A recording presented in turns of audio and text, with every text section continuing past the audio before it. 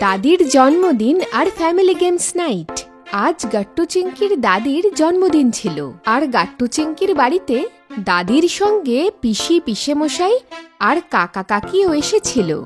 বহুদিন পর আজকে পুরো পরিবারের একসঙ্গে ডিনার করার প্ল্যান ছিল, আর সেই জন্য মা, কাকি আর পিসি রান্নাঘরে রান্না করছিল, আর অন্যরা সবাই বাইরের ঘরে বসে গল্প করছিল। জামাই বাবু, মনে হয় খাবার তৈরি হয়ে গেছে। দেখুন কত ভালো গন্ধ বের হচ্ছে। হ্যাঁ, আমাদের কিচেনে যাওয়া উচিত আর খাবারের ব্যবস্থা করার জন্য ওদের সাহায্য করা উচিত। হ্যাঁ, ঠিকই বলেছ। তিনজনে যাও, ওদের সাহায্য করো। আর গাট্টু চিংকি, এসো, তোমরা দুজনে আমার পাশে এসে বসো। ঠিক আছে দাদি। সবাই এসে ডাইনিং টেবিলে খেতে বসে এবং এরপর একসঙ্গে বসে খেতে শুরু করে। কিন্তু তখন গাট্টু দেখে যে দাদির চোখে জল এসেছে।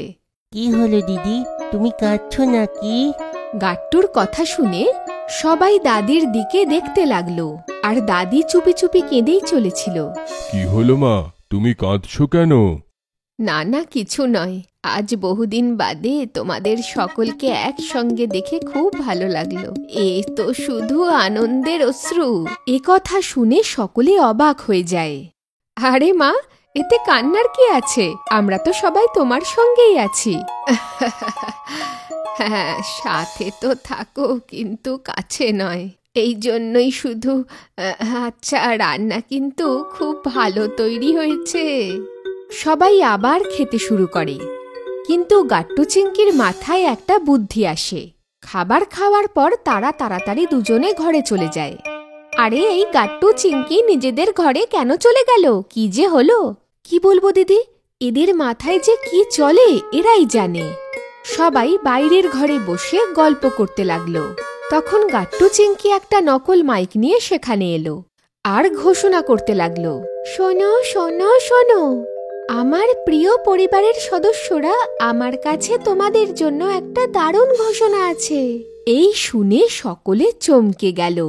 সোনারা, কিসের ঘোষণা? ফ্যামিলি গেমস নাইটের অ্যানাউন্সমেন্ট। কি? Family games night? শুনে তো মনে হচ্ছে এটা খুব আনন্দের। হ্যাঁ বাচ্চারা, এটা তো দারুণ আইডিয়া। হ্যাঁ বাবা, আমরা সবাই মিলে এই গেমটা খেলবো।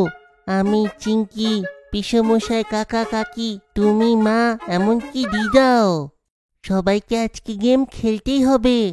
হ্যাঁ দাদিমা, এই প্ল্যান আমরা শুধু তোমার জন্যই বানিয়েছি, যাতে করে তোমার এই জন্মদিন সব সময় মনে থাকে। ঠিক আছে বাচ্চারা, আমি নিশ্চয়ই খেলবো, কিন্তু এই খেলা কিভাবে হবে? এখনই বলছি দাদি। চিংকি মাইকটা ধরে আবার ঘোষণা করে সবাইকে বলে, লেডিস অ্যান্ড জেন্টলম্যান, আজ আমাদের প্রিয় দাদিমার জন্মদিন, তাই সবার প্রথমে আমরা খেলবো। না না চিংকি, দাঁড়াও, আজ তো আমার জন্মদিন, তাই সবার আগে খেলা আমি খেলবো। এই শুনে সবাই অবাক হয়ে যায়। তাই এখন আমি সবার প্রথমে তোমাদের নিয়ে টিম বানাবো। ঠিক আছে দাদি। এরপর দাদি গাট্টু চিংকির একটা দল বানায় এবং মা, বাবা, কাকা কাকি আর পিসি পিসেমশাইয়ের আলাদা দল বানায়। তারা সবাই তাদের চেয়ারের আগে টেবিলে একটা প্লেট রাখে, যেখানে চকলেট ছিল, আর তার সামনে বেলুনও রেখেছিল। দেখো বাচ্চারা, তোমাদের এই দুটো বেলুন নিচে পড়ে যাওয়া থেকে আটকাতে হবে, আর সঙ্গে এই চকলেটগুলো তাড়াতাড়ি শেষ করতে হবে। যে সবার প্রথমে চকলেট শেষ করবে সেই জিতবে। দিদা, এটা খুব ইয়াং গেম। গাট্টুর কথা শুনে সকলে হাসতে লাগলো, আর সবার প্রথমে মা বাবা এলো। মা বাবা তাড়াতাড়ি বেলুনগুলো হাওয়ায় উড়িয়ে দিল, আর সঙ্গে সঙ্গে এক একটা চকলেট মুখে ফেলতে লাগলো। আরে, তুমি তোমার বেলুন লক্ষ্য করো যেন নিচে না পড়ে যায়। হোপ, তুমি তাড়াতাড়ি চকলেট খাও, তাড়াতাড়ি। মা বাবাকে এইরকম কথা বলতে দেখে সকলে হেসে লুটোপুটি খেতে থাকে, কিন্তু কিছুক্ষণের মধ্যেই বাবার বেলুনটা মাটিতে পড়ে ফেটে যায়, আর ওরা দুজনে হেরে যায়। এরপর পিসি পিসেমশাই আসে, কিন্তু পিসির বেলুন তখনই ফেটে যায়, ওনার বড় নখের কারণে। ওহো, আমি কতবার তোমাকে বলেছি এত বড় নখ রেখো না। দেখো আমরা হেরে গেলাম। আরে ভালো হয়েছে তোমরা হেরে গেছো, না হলে ওই চকলেট খেয়ে তোমাদের পেট আরো মোটা হতো। দাদির কথায় সকলে হাসতে লাগলো। এরপর কাকা কাকি মাঠে নামলো, কিন্তু তারাও তাড়াতাড়ি হেরে গেল। কিন্তু যখন গাট্টু চিংকি এলো তখন অবাক করা ঘটনা ঘটলো। চিংকি, শুরু হয়ে যাও। হ্যাঁ গাট্টু। চিংকি তাড়াতাড়ি চকলেট খেতে লাগলো, আর গাট্টু একা একাই বেলুন সামলাতে লাগলো। কয়েক সেকেন্ডের মধ্যে চিংকি সমস্ত চকলেট খেয়ে ফেললো, আর বেলুনও নিচে পড়লো না। সাবাস বাচ্চারা, তোমরা তো দেখছি তোমাদের মা বাবার থেকেও বুদ্ধিমান হয়েছো, একদম তোমাদের দাদির মতো। হ্যাঁ ঠিকই, এই বাচ্চারা আমাদের থেকে বেশি বুদ্ধিমান আর বুঝদার। কিন্তু এখন আমরা কোন গেম খেলবো? আমি বলছি, আমরা এখন খেলবো একটা ছোট্ট কুইজ, যেটা কি দিদিমার উপরে বেস করা হবে, যাতে আমরা জানতে পারবো দিদিমাকে সব থেকে ভালো করে কে জানে। এটা তো খুব মজার খেলা বাচ্চারা। চলুন আমরা তাহলে কুইজটা শুরু করি। দিদা, তুমি আমার আর চিংকির সঙ্গে এসে সোফায় বসে পড়ো, আর বাকি সব প্লেয়ারদেরকে চেয়ারে বসতে হবে। গাট্টু চিংকি সোফার সামনে 6টা চেয়ার সাজিয়ে রেখেছিল, যেখানে মা বাবা, পিসি পিসেমশাই আর কাকা কাকি গিয়ে বসলো। এরপর গাট্টু চিংকি প্রশ্ন করা শুরু করলো। ঠিক আছে, আমরা 3টে প্রশ্ন জিজ্ঞেস করব, আর যে সঠিক উত্তর দেবে সে দিদাকে সব থেকে বেশি ভালোবাসে, কারণ সে দিদার ব্যাপারে সব কিছু জানে।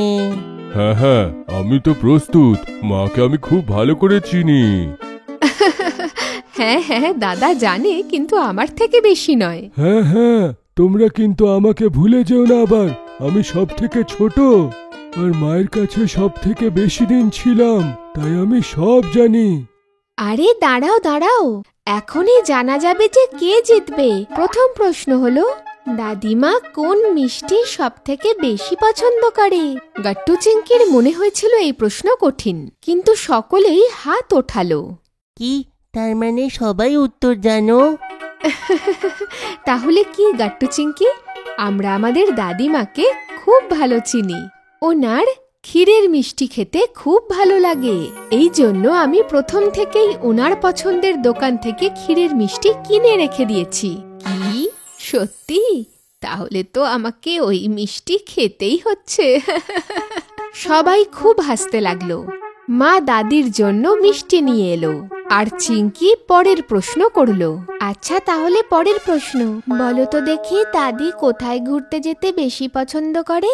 কিন্তু এবারেও সকলে হাত তুললো, আর সবার প্রথমে পিসেমশাই হাত তুলে বলল, শাশুড়ি মার অনেকদিন ধরে বৈষ্ণোদেবী যাওয়ার ইচ্ছা ছিল, ওনার ওইখানে যেতে খুব ভালো লাগে, আর সেই জন্যে আমি 1 সপ্তাহ পরের ওনার যাত্রা ট্রিপ বুক করেছি, ওনার বার্থডে সারপ্রাইজ গিফট। কি, এ কথা সত্যি?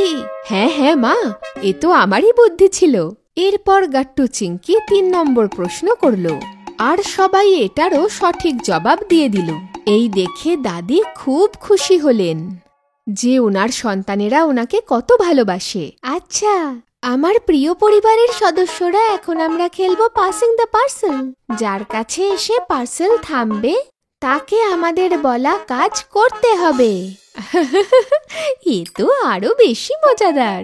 গাট্টু চিংকি এবার সকলকে মাটিতে বসালো, আর একটা কুশনকে হাতে হাতে সবাই একে অপরকে দিতে লাগলো, আর গানও শুরু হয়ে গেল। আর হঠাৎই চিংকি গান বন্ধ করলো। পার্সেল বাবার কাছে এসে থেমে গেল। তাহলে আমাকে কি করতে হবে গাট্টু চিংকি? বাবা, তোমাকে না ক্লাসিক্যাল ডান্স করে দেখাতে হবে, আর সেটা হিপ হপ গানেতে। এই শুনে বাবা চমকে গেল, আর বাকি সবাই হাসতে লাগলো। গাট্টু তাড়াতাড়ি হিপ হপ গান চালিয়ে দিল। কি? আরে এতে আমি কি করব? আরে আরে এই গানে ক্লাসিক্যাল ডান্স করব কি করে? আরে এই নাও, এই নাও। বাবা খুব অদ্ভুতভাবে ক্লাসিক্যাল ডান্স করা শুরু করলো, যা দেখে সবাই হাসতে হাসতে লুটোপুটি খেলো। এরপর আবার খেলা শুরু হলো, আর যখনই চিংকি গান বন্ধ করলো পার্সেল কাকার কাছে এসে পৌঁছালো। হ্যাঁ বাবা গাট্টু চিংকি, বলো আমাদের কি করতে হবে? কাকু, তোমাকে তো গাট্টু ঘাবড়ে গিয়েছিল যে চাচাকে কি করতে বলবে, কিন্তু তখন দাদি বললেন, আমি বলছি, তুমি আমাদের পাশের কুলফির দোকানে নিয়ে চলো আর সকলকে কুলফি খাওয়াও। আরে বা দিদা, কি দারুণ বললে। যা আপনি বলেন বার্থডে গার্ল।